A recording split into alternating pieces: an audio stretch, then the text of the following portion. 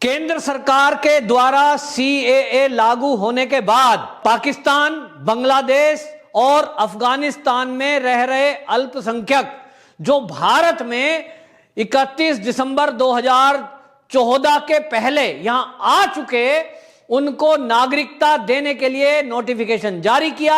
लेकिन इस नोटिफिकेशन का विरोध इस भारत के अंदर राजनीति करने वाले कुछ दल, कुछ लोग कर रहे हैं। और आपको बताएं, भारत के अंदर ये इंडियन यूनियन मुस्लिम लीग ने सुप्रीम कोर्ट में एक याचिका लगाई है और सुप्रीम कोर्ट से ये आग्रह किया है कि केंद्र के द्वारा ये जो नोटिफिकेशन है ये गलत है और ये धारा 14 यानी समानता का जो अधिकार है उसका उल्लंघन है, और इसलिए धर्म के आधार पर किसी को इस भारत में नागरिकता नहीं दी जाए और इस पर रोक लगाई जाए।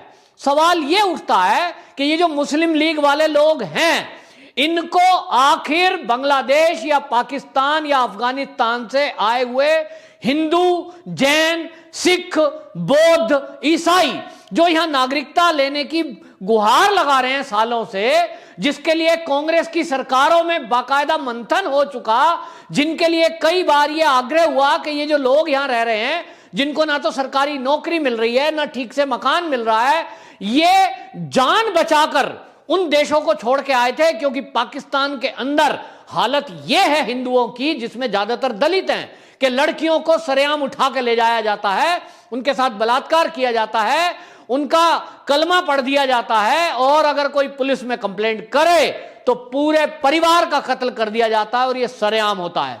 इसी तरह अफगानिस्तान से सिख परिवार आए थे, बौद्ध परिवार आए थे, कुछ जैनी आए थे। अब समझ से परे है कि वो कुछ हैं जिनकी संख्या 1000 में है। ये 1000 अगर अल्पसंख्यक जो पाकिस्तान में अल्पसंख्यक हैं, अफगानिस्तान में अल्पसंख्यक हैं, या वो अफगानिस्तान, बांग्लादेश में अल्पसंख्यक थे, वो यहां आ गए जान बचाने के लिए, इज्जत बचाने के लिए। उनको अगर भारत सरकार उनकी रिक्वेस्ट पर उनकी इज्जत आबरू बचाने के लिए, उन दलितों की, शोषितों की, पीड़ितों की आबरू बचाने के लिए अगर नागरिकता देती है, तो मुसलमानों को प्रॉब्लम क्या है? मुस्लिम लीग ये पहली बार नहीं है, आपको ध्यान होगा, ये इंडियन यूनियन मुस्लिम लीग हो या मुस्लिम लीग जो आजादी के समय थे, ये मानसिकता वही है। और मानसिकता क्या कह रही है? मानसिकता ये कह रही है कि ये जो भारत है, जिसको हिंदू राष्ट्र की कल्पना की गई है, जो हिंदुस्तान यानी हिंदुओं के रहने का स्थान है, इन सबको ये खटकता है। और इसलिए एक सीधी समझी रणनीति है। दुनिया के जितने देश हैं, आप देखिए, उन देशों में ज्यादातर धर्म के पालन करने वाले या तो क्रिश्चियनिटी को मानने वाले हैं या इस्लाम को मानने वाले हैं, और इन दोनों को ये हिंदुस्तान जो पूरी दुनिया की तुलना में करेंगे तो 10% भी यहां पे ये क्षेत्रफल नहीं है, लेकिन इसको हड़पना चाहते हैं, वो धर्मांतरित कर देना चाहते हैं। वो देखना नहीं चाहते कि हिंदू नाम का कोई व्यक्ति इस दुनिया में कहीं रहे, और इसलिए पूरा एक जिहाद चल रहा है। और उस जिहाद के चलते ये जो गजवाए हिंद की मानसिकता है, उस मानसिकता के लोग, उस मानसिकता के विचारधारा रखने वाले धर्मात्मा या यूं कहें धर्मगुरु, वो सब इस तरह की शिक्षा का पालन कर रहे हैं, इस तरह की शिक्षा लोगों में दे रहे हैं कि ये कैसे भारत को देश बनाया जाए, किस तरह से भारत को कन्वर्ट किया जाए। तो आप देखिए, इस भारत के अंदर देश की आजादी कब हुई थी? जब मुस्लिम लीग और यहां जो इंडियन कांग्रेस थी, जिसमें आज राहुल गांधी जी उसके नेता हैं, सोनिया गांधी उसकी नेता हैं, दो धड़ों ने देश की आजादी के लिए लड़ाई लड़ी। नो डाउट वो संघियों को गाली देते हैं, वो सवाल उठाते हैं कि आरएसएस वालों ने कौन सी लड़ाई लड़ी। ठीक है, आरएसएस ने कोई लड़ाई नहीं लड़ी, जनसंघ उस समय नहीं था, मान लो, लेकिन मुस्लिम लीग था, कांग्रेस थी, और दोनों ने मिलकर क्या करा? देश को आजाद कराया, लेकिन किस कंडीशन पर? मां के टुकड़े करने की कंडीशन पर। मां के टुकड़े करते हुए इनका कलेजा नहीं कांपा। ये 5 पाकिस्तान की सोच रखने वाले मुस्लिम लीग के लोग, आज इनको पेट में दर्द है कि भारत के अंदर दुनिया में जो कोई सताए हुए हिंदू, दलित, जैन, बौद्ध, सिख हैं, इनको ये भारत पनाह क्यों दे रहा है? क्यों भाई, क्या दर्द है आपको? हिंदुओं की आबादी 80 करोड़ है, 80 करोड़ 2000 हो जाएगी तो क्या प्रॉब्लम आ जाएगी? 80 करोड़ 1 लाख भी हो जाएगी तो क्या प्रॉब्लम हो जाएगी? आप 30 करोड़ हो देश की आबादी के समय, ओनली और ओनली आपकी जनसंख्या 3 करोड़ थी, आज 30 करोड़ हो गए। इसमें किसी हिंदू को कोई ऑब्जेक्शन नहीं है। कोई इस देश का नेता भारतीय जनता पार्टी का यह नहीं कहता कि भारत में ये मुस्लिम क्यों रह रहे हैं। पाकिस्तान का भारत में अगर आना चाहे, अदनान सामी को खुशी से हम लोगों ने उसको नागरिकता दी, हमने आदर दिया, बॉलीवुड में जगह दी, गाने सुनते हैं, मुझे भी पसंद है, किसी ने ऑब्जेक्शन नहीं किया। किसी एक हिंदू, किसी एक कार्यकर्ता ने यह नहीं कहा कि इस अदनान सामी को क्यों नागरिकता दी जा रही है।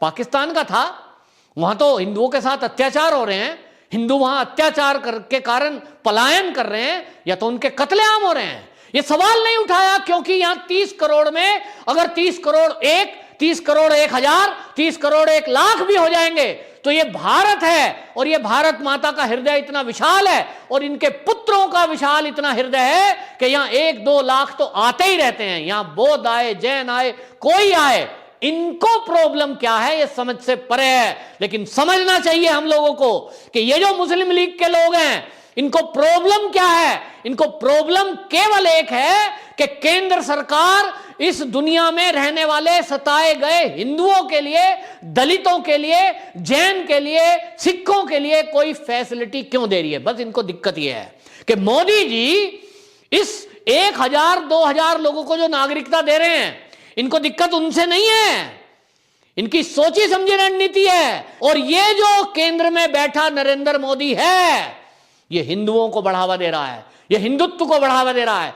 एक भी हिंदू अगर दुनिया से कहीं भागकर भारत में आया है तो क्यों रहेगा? या तो हम इसको इस धर्म मानने से मजबूर कर देंगे, हम उसको डराएंगे, धमकाएंगे, उसके घर के इर्द गिर्द गुंडाई करेंगे। पश्चिम बंगाल में हो क्या रहा है? यही तो हो रहा है कि या तो धर्मांतरण हो जाए, कर लीजिए, या छोड़ के चले जाइए। इनकी दहशत से बहुत सारे लोगों ने धर्म परिवर्तन कर लिया। जगदीप धनखड़ जी जब लोगों से मिलने गए, ये मीडिया डोमेन में है, पब्लिक डोमेन में है, लोगों ने सरेआम कहा कि हमको कहा जा रहा है कि या तो धर्म परिवर्तन कर लो, नहीं तो कत्लेआम कर देंगे। दिक्कत इन मानसिकता के लोगों को है जो जिहादी मानसिकता रखते हैं कि प्रॉब्लम यह है कि दलितों को क्यों ये भारत सरकार, मोदी सरकार इनको संरक्षण दे रही है। हालांकि मुद्दा कांग्रेस के टाइम का है, लेकिन इसको पेंडिंग में रख दिया गया। मोदी जी केवल पेंडिंग कामों को निपटा रहे हैं, लेकिन इसमें भी कांग्रेस राजनीति करने से बाज नहीं आ रही। कांग्रेस का मन नहीं भरा कि भारत के 2 टुकड़े हो गए और एक पाकिस्तान चला गया, एक हिंदुस्तान हो गया। इस भारत माता के 2 टुकड़े करने के बाद भी ये जिहादी मानसिकता और कांग्रेस का शायद मन नहीं भरा, और इसलिए इस तरह के लोग सीए लागू नहीं होने देना चाहते थे। पूरे देश में आग लगाने की साजिश की गई, दंगे फसाद कराए गए, प्रदर्शन किए गए। आज भी कांग्रेसी नेता इस पर बयानबाजी करने से बाज नहीं आते, और इस तरह से मुस्लिम लीग दोबारा से फिर अपने को एक्टिव करके एक बार मुसलमानों का रहनुमा बनने की कोशिश कर रहा है। यह बहुत खतरनाक है, क्योंकि हो सकता है एक बार फिर से ये मुस्लिम लीग खड़ा हो। जरूरत तो इस बात की थी कि मोदी जी, हम आपसे ये आग्रह करते, हम आपसे ये कहते कि जब देश का बंटवारा धर्म के आधार पर हो गया, एक को पाकिस्तान चाहिए था क्योंकि वो इस्लाम के मानने वाले हैं और इन्होंने अपना इस्लामिक झंडा फहराना था, इस्लामिक देश घोषणा करनी थी, तब भैया ये दूसरा टुकड़ा किसका? एक हिंदू, एक इस मुसलमान। बच्चे जो है बाप से लड़ रहे हैं कि खेत का बंटवारा कर दो, और खेत बढ़ गया, उसके बाद उस दूसरे खेत में भी कब्जा करना, यह गुंडागर्दी की संज्ञा में आता है।